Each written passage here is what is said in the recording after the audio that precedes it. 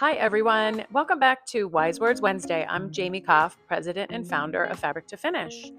Today, I'm going to talk about something that is an obvious, uncomfortable, and sore spot for a lot of you, and that's cash flow and cost. And so I understand that a lot of you are inquiring upfront to ask, how much is this all going to cost me? But it's a really hard thing to pinpoint, and it does take a lot of extra due diligence and homework and sourcing in order to figure all of that out. But I think from a big picture visual, I think that there are a couple of key cash flow items that you should consider as you're building out your business plans and your budgets. Sample development and production costs. They could be a variety of numbers and a variety of budgets depending on where the product is built.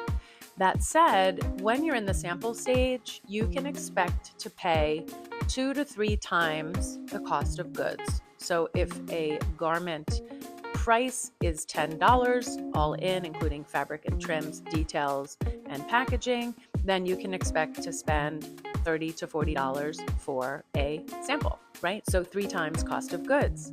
Every time you sample, there's going to be sample costs. So you're going to have to build in at least 5 to 6 rounds of samples. First proto, second proto, salesman sample, size run sample, pre-production sample.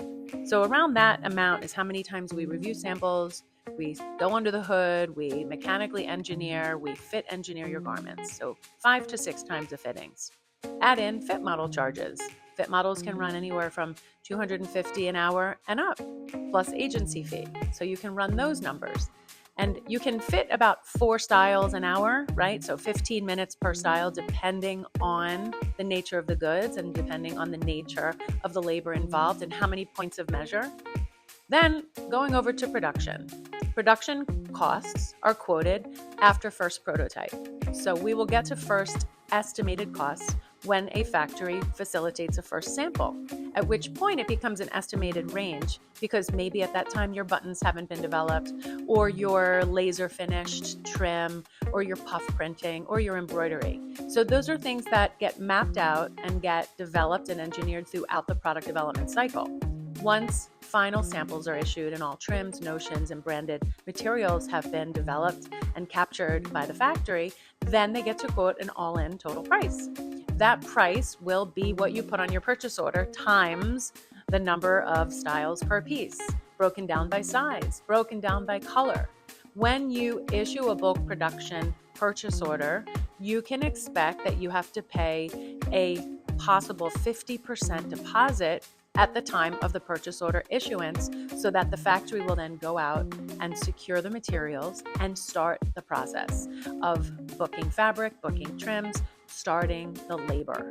So 50% deposit is generally a safe place to rest your hat. After several seasons, when you have a comfortable relationship with a lot of the factories that we work with, then perhaps they will start to be a little bit more forgiving and reduce the deposit amount. The balance of the payment is to be paid after QC inspection approval has been completed and right before shipping.